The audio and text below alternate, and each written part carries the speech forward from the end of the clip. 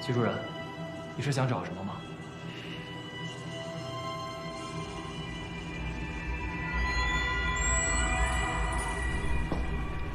这个柜子怎么没锁？哦，这个柜啊，早就坏了，合不上，一直就没用。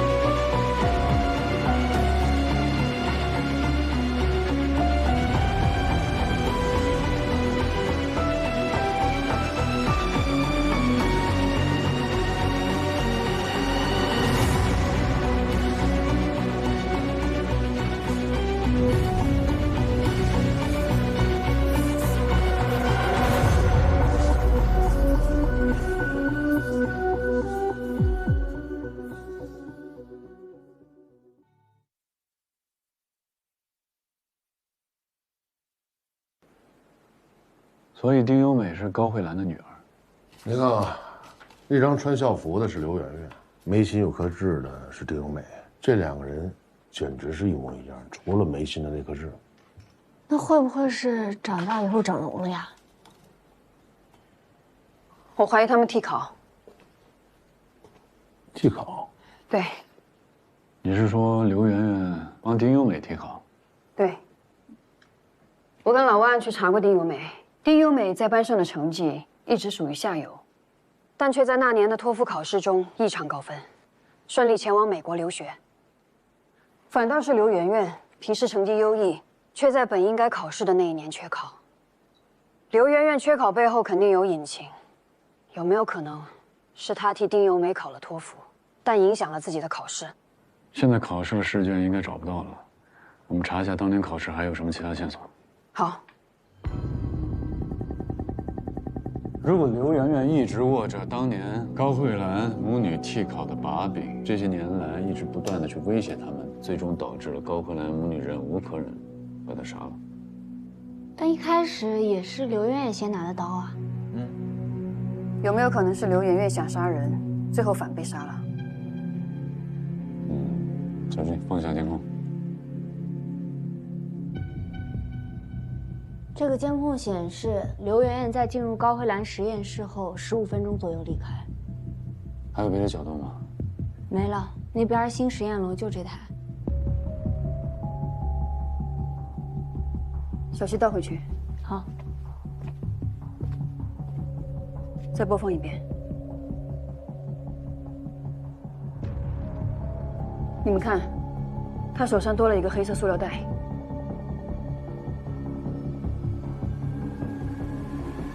他进去的时候毫不遮掩，出来的时候却一直刻意的挡着自己的脸，有问题。丁由美是学校的人，她应该知道学校每个地方哪里有监控。画面这么黑，我们怎么可以确定视频里这个人是刘媛媛，还是说由丁由美扮成的刘媛媛？如果真的是这样，这个人如果真的是丁由美假扮，那个黑色塑料袋里面装的就是。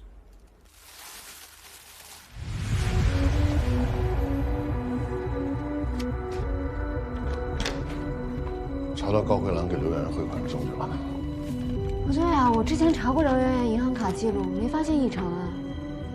存折登记是在他妈妈的名下。除了最近的级别往来之外，你还记得当时我们在他宿舍查的那本旧存折吗？也是在他妈妈名下。记录显示，最早的一笔汇款是在11年前。还有一个重要信息，当年高考和丁由美托福考试的日期是同一天。11年前，也就是刘媛媛缺考的那一年。对。但是很奇怪的是，高慧兰除了给刘媛汇款之外，还给一个叫栾芳的人汇了一笔不小的钱。这个栾芳我查了一下，和丁由美是同班同学，并且他当年就跟丁由美在同一个高上。查一下这个栾芳。好，把高慧兰和丁由美也带回来问一下。好，我去。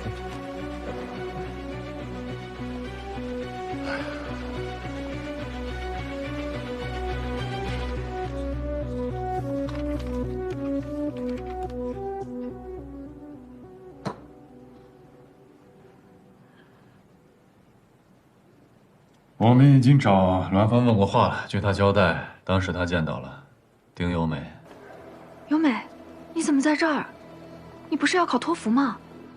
栾芳记得丁由美说过，她要去考托福，所以那天在高考考场见到了丁由美，她还有些意外。我们查到那年高考和丁由美参加的托福考试是同一天。一个人是怎么同时参加2场考试的？这个问题，你应该知道答案。当年是不是刘媛媛替你考的？是，但是是我妈妈安排的。我当时年纪特别小，什么都听我妈妈的。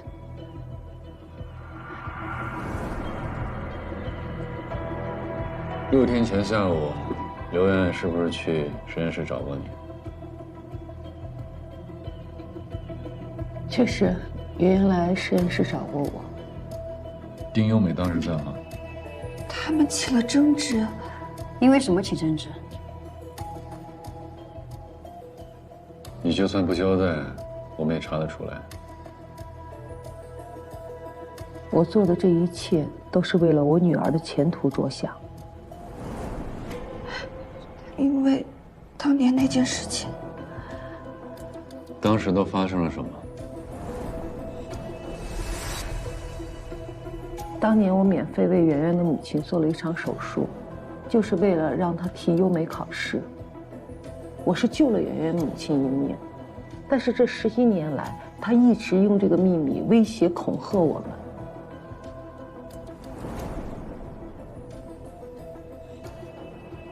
汇款记录呢？怎么回事？他们一直拿替考的事情威胁我们，是让我们不断的给他钱。所以这么多年以来，你母亲高慧兰给刘媛媛汇款，都是因为当年替考的事。所以，你们就杀了她，替换尸体，抛尸。是她一直在伤害我们。媛媛的母亲去世以后，她不停地联系我，我都没有回复，所以她就直接来实验室找我了。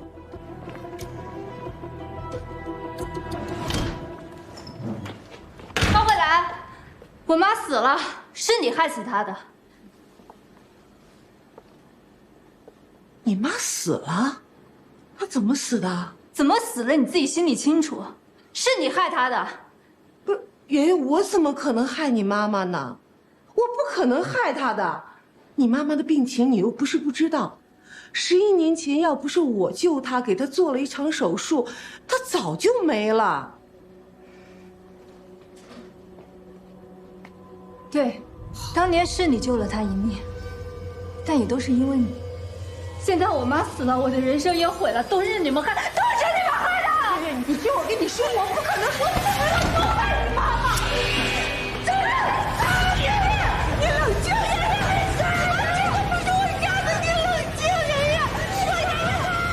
那天我在实验室旁边，听到我妈和刘媛媛的争吵声，我就赶紧跑了过去。开门后就发现刘媛媛像疯了一样拿着刀冲向我的妈妈，然后我就赶紧冲了过去。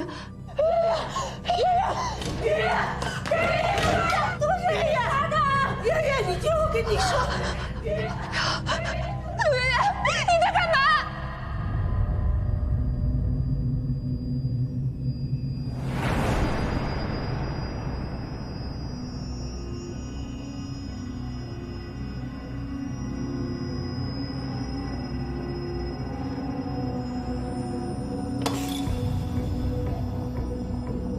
后来我也摔倒了。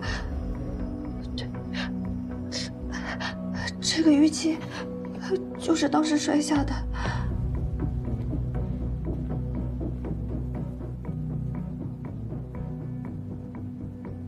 然后呢？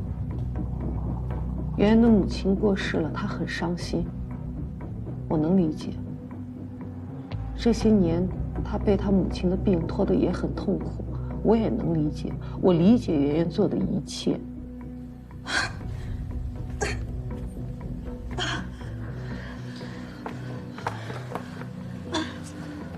圆圆，圆圆别怕啊！没事的。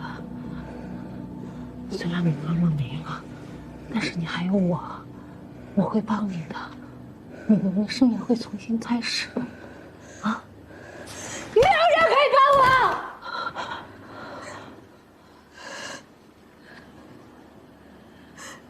谁都帮不了，没有人可以帮。没有人可以帮我。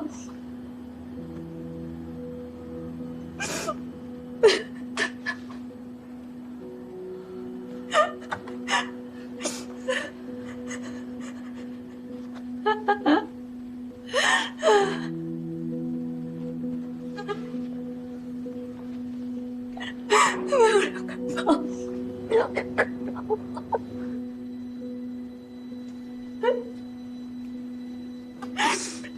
没事啊，不怕啊，我会帮你的，我会帮你的。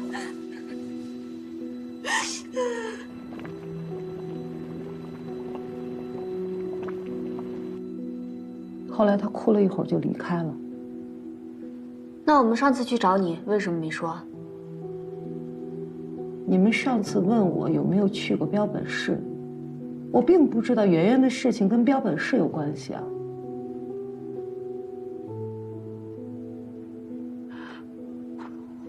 我知道的已经都说了，从那天之后，我就再也没有见过刘媛媛了。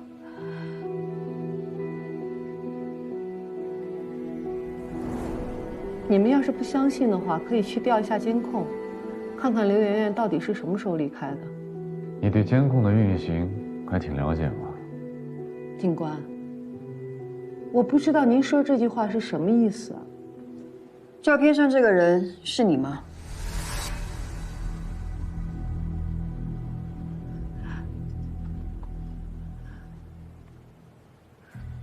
这不是我，这是刘媛媛。我知道小时候我们长得挺像的，但长大之后我做了整容，也就不像了呀。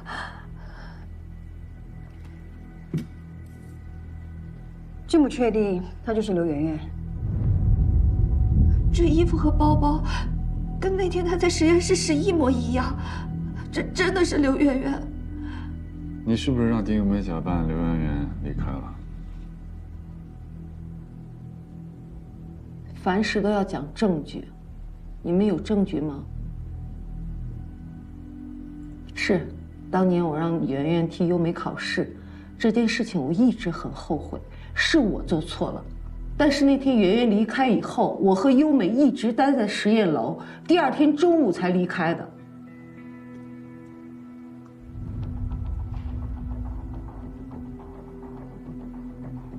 高慧兰当天接触的具体是哪一具大体？登记表上显示的是4号。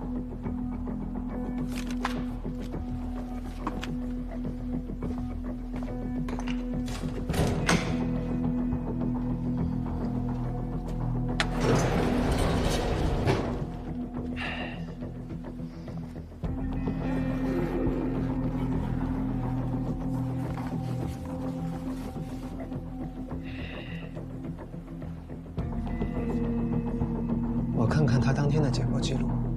好。依次解剖记录：腹腔解剖常规程序，断裂演示，肺叶壁面区域切除演示，心脏瓣膜2间半脱垂症状观察。看，有什么问题吗？把它翻过来。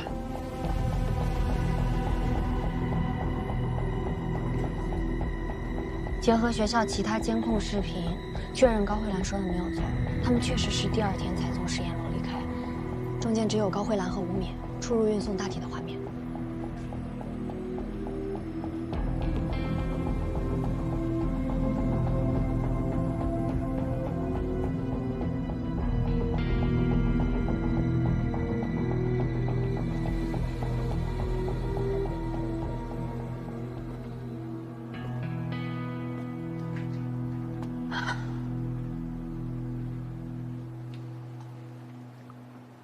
我们现在确实没有证据可以证明丁由美两母女跟刘媛媛的死有关。学校的监控我们都查过了，刘媛媛确实从实验室出来之后离开了学校大门，离开后就消失了。我们没有办法查到她最后的行踪。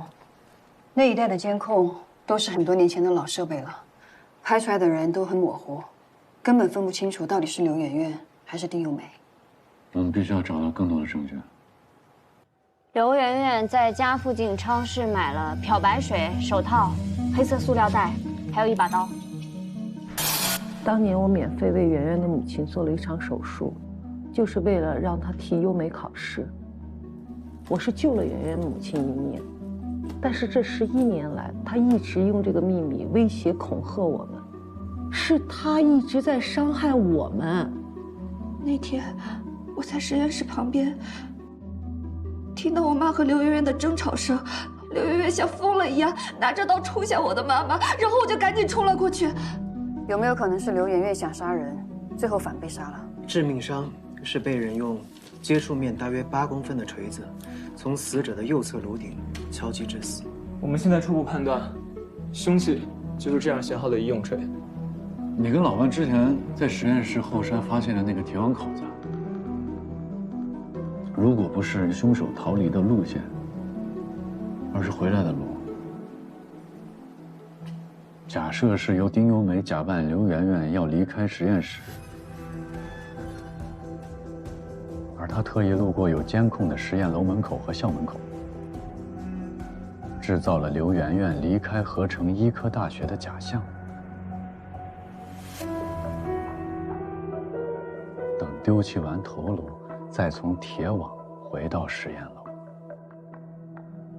就可以避开校门口的监控，重新进入学校。如果是这样的话，那就可以解释他为什么没有被监控拍到回来的画面。可是他是怎么避开实验室入口的监控，再回到实验室，并且第2天还能从里面走出来？继续查，看有什么可以佐证我们推论的证据。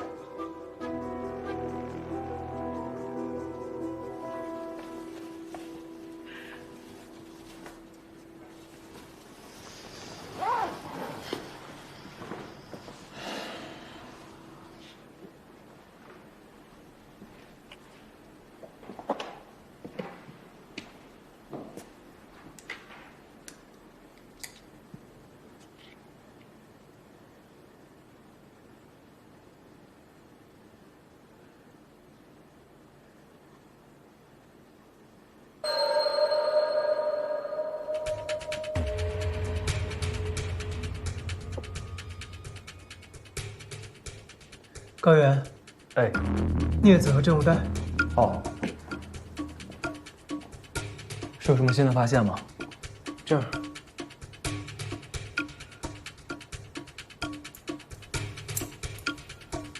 这好像是什么东西的纤维。这还有。这是什么呀？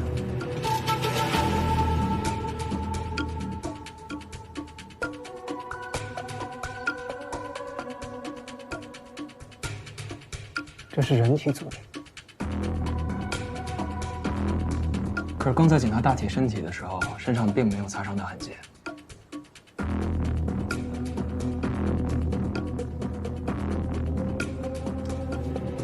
因为这不是大体的物质。这柜子里除了大体，还能有什么东西？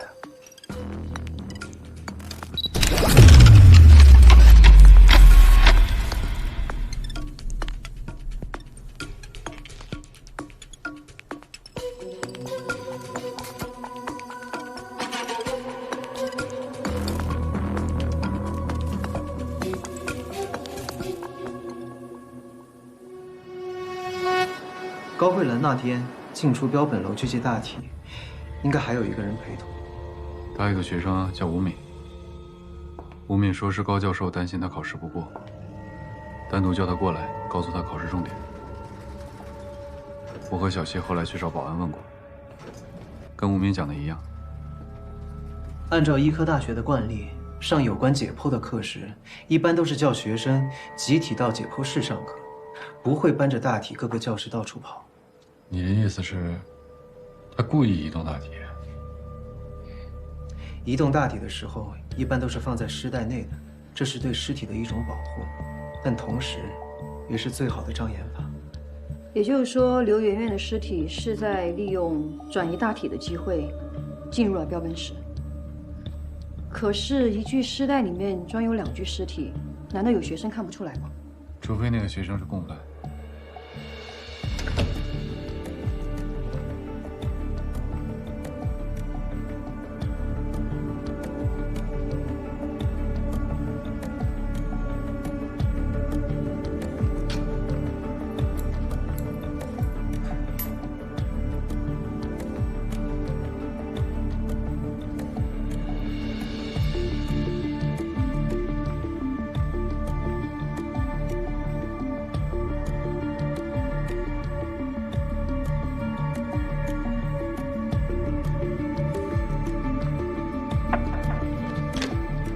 齐主任，这笔结果出来了。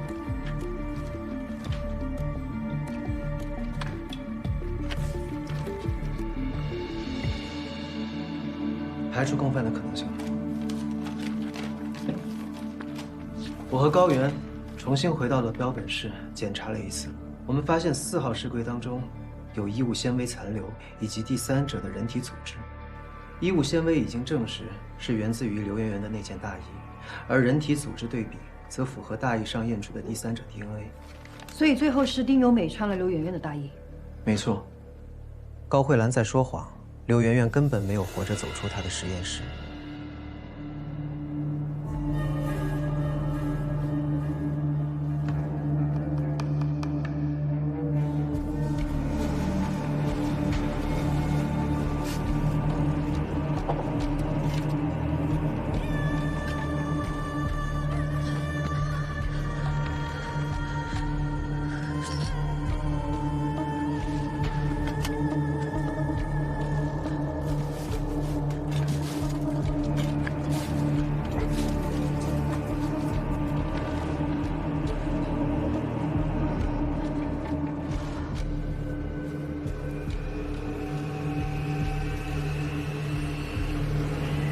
丁由美在埋了头颅之后，并没有在第一时间回到实验楼，因为她知道这样一定会被监控拍下来，所以她将4号尸柜的大体挪到了废弃的5号尸柜，而自己则躲进了4号尸柜。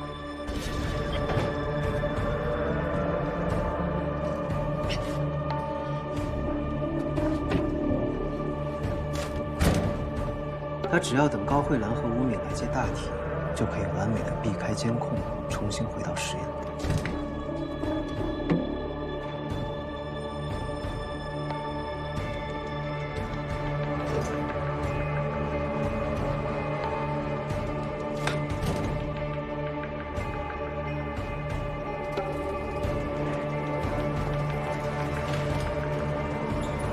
所以高慧兰运送的根本就不是大体，而是丁由美，而且还找了一个害怕尸体的学生，所以就没被发现。丁由美假扮尸体被高慧兰和吴敏运回到了实验室，而高慧兰则连夜完成了对刘媛媛的肢解。并再次叫吴敏将大体重新送回到标本室。只不过，这次送回去的并不是大体，而是已经被肢解了的柳媛媛。剩下的事情就能连上了。高慧兰重新回到标本室，将刘媛媛的尸体残肢放进标本罐里。她将刘媛媛的尸体残肢和标本尸块对调，再对标本骨头进行进一步处理，最后四处抛尸，制造多名受害者的假象。其实4号尸柜的大体根本就没有离开过标本楼，而是被放在了废弃的5号尸柜当中。他们只要重新再找一个时间，将大体放回4号尸柜，就完成了整套犯案流程。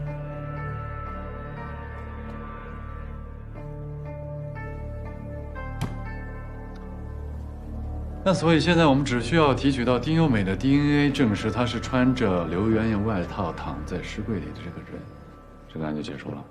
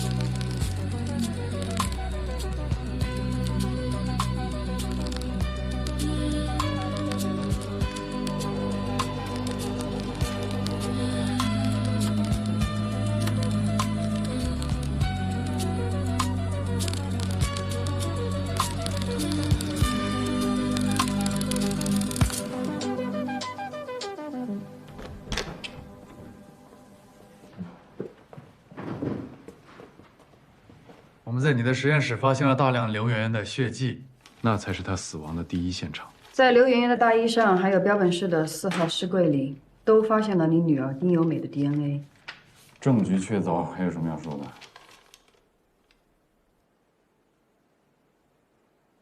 这一切都是我做的，跟我女儿没有任何关系，她只是听我的话而已。那你为什么要杀了刘媛媛？我这么做都是为了她好。圆圆是个好孩子，当年让她替考，是她帮了我和优美，但是我们也帮了她。高医生，今天早上17床情况还挺稳定的，但是19床出现了心肌绞痛的情况，待会儿还得麻烦您再去看一下。好。高医生，优美，高医生，优美不是您闺女，和您闺女挺像的吧？是。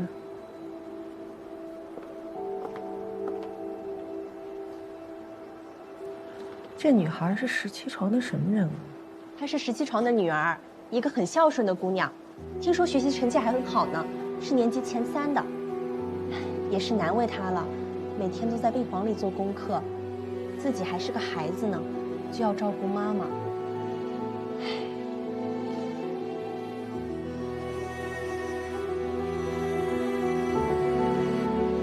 我管你吃，我管你喝，你要什么我给什么，这就是一给我成绩吗？啊，这就是一给了吗？考出这样的成绩，再丢了我脸！行了行了，他下次一定注意，你别动手。注意，念，这书咱们不念了。还有你，都是被你给惯的。我告诉你，你根本不配做我的女儿。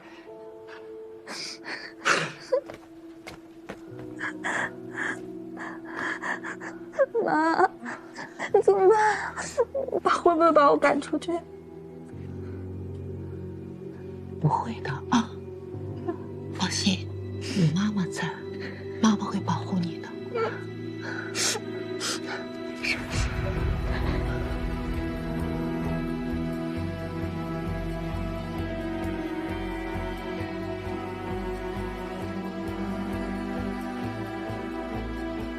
可是这样，我会被发现吗？没事的，只要你答应啊，我就立刻安排对你妈妈的手术，而且我亲自投保，费用我全部都承担。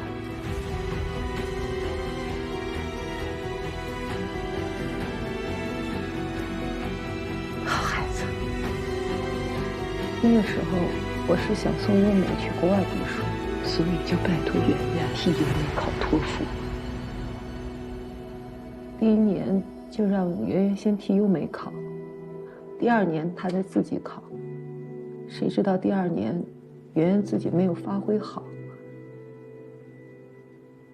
是我害了圆圆。所以刘媛媛觉得你毁了她的人生，这11年来一直恐吓你，所以你就愤然而起把她杀了。不是这样的，圆圆是个好孩子，她从来都没有怪过我。她只是自己一直很自责这件事情，觉得是因为她自己的紧张把这件事情搞砸了，所以我也想资助她，想让她去重读。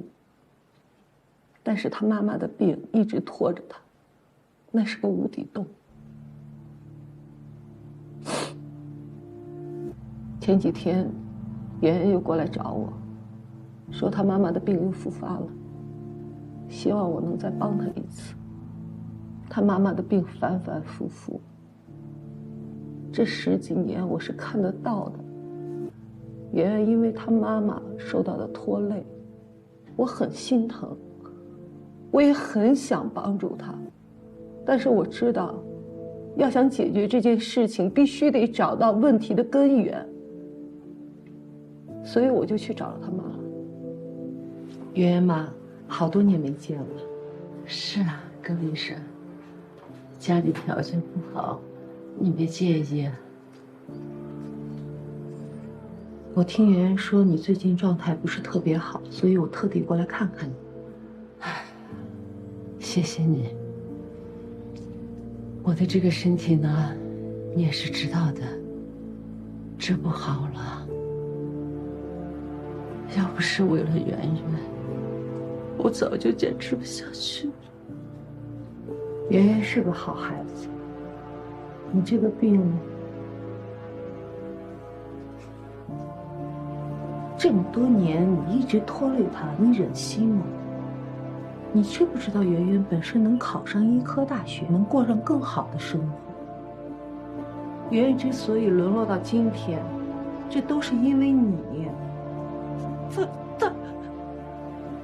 你到底为什么要这么做？我就希望她觉悟啊，希望她放弃治疗，放弃她自己，放过她女儿。圆圆是因为你毁掉了自己的人生，你说你是为了她在撑着，你想过没有？她愿意过这种生活吗？啊？你的病我很清楚，我坦白的告诉你，你这么拖下去，对她来说就是一种负担。不会的，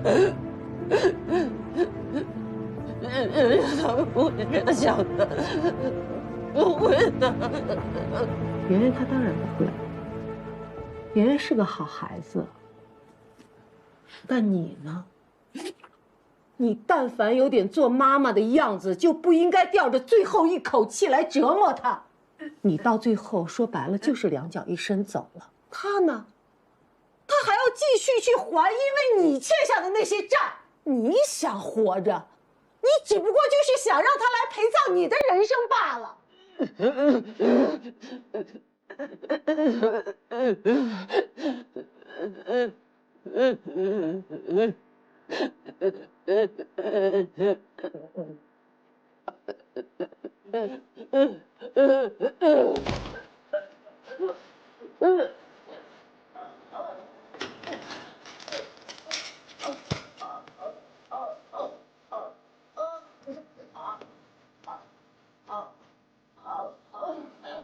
就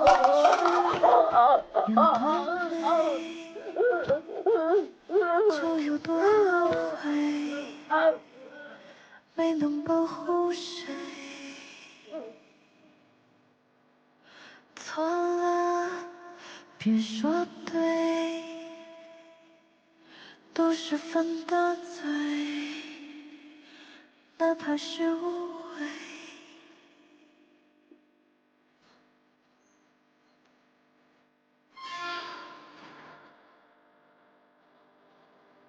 所以你为了刘媛媛，杀了刘媛媛的母亲。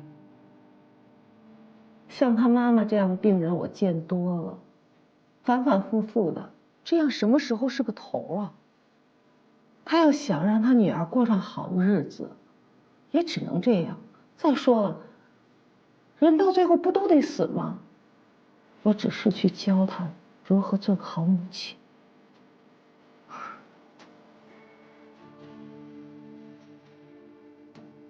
你太自私了。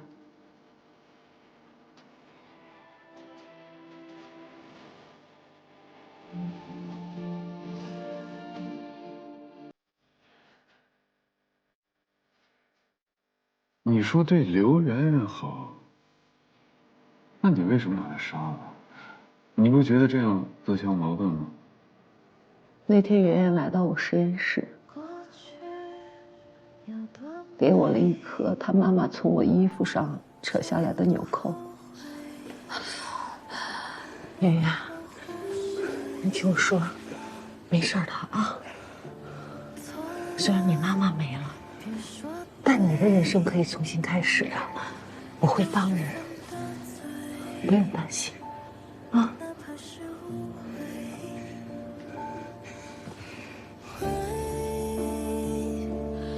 是你们害死了我妈，是你们！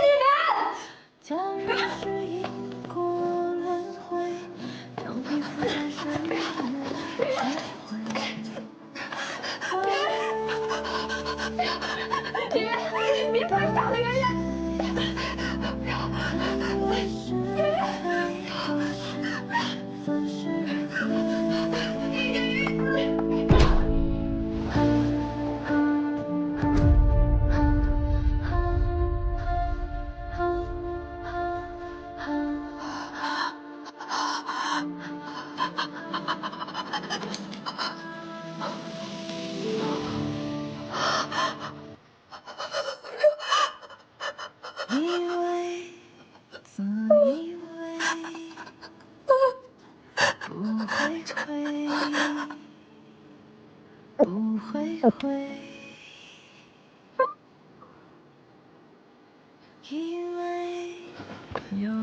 小美，听妈妈的话，把她的衣服穿上，剩下的事情我来处理啊，妈妈来处理。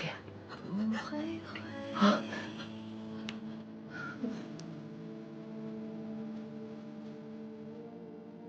别害怕，有妈妈呢。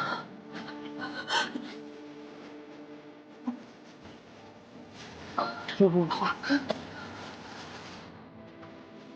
我做的这一切只是为了救我女儿，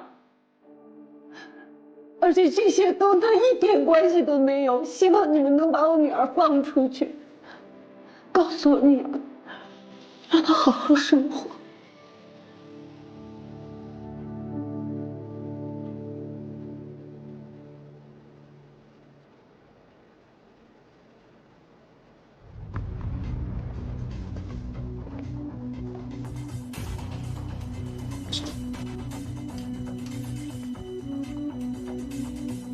小希，怎么了？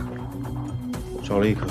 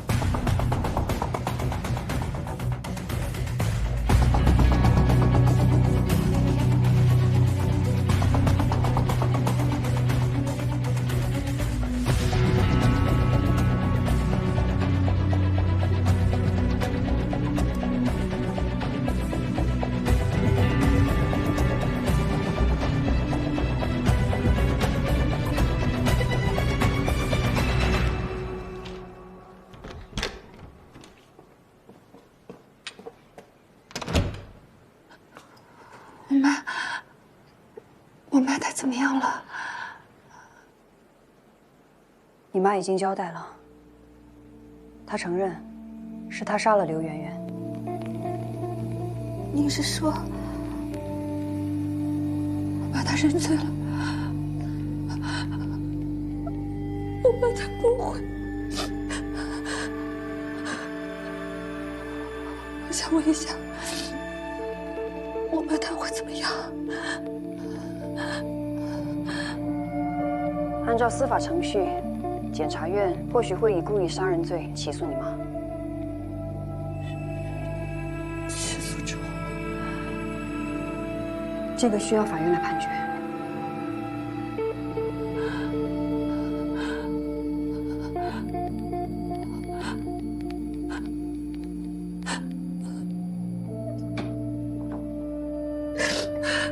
是我的错，是我的错。妈要不是因为要保护我，她不会让刘媛媛替我去考试。是我的错，是我的错，是我的错，是我的错。那我会怎么样？你涉嫌包庇等罪，法院会按照情节轻重对你进行量刑。你妈希望你以后可以好好生活下去。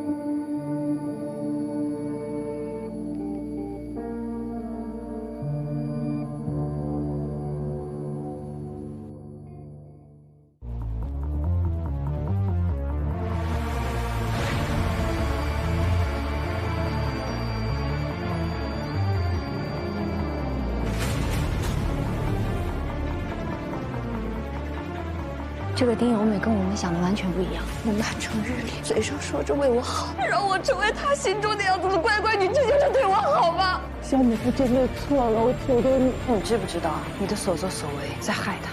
你研究大脑对光的反射作用，是不是在帮里面研究毒品？你怎么会有这本资料？原断案是我破的，他是还失败，我比你清楚。大家你女儿掉下去了。真相在证据之后，但你现在把他弄跑。翟西西不是意外坠亡，你为什么杀的？为什么杀的？而是他杀的。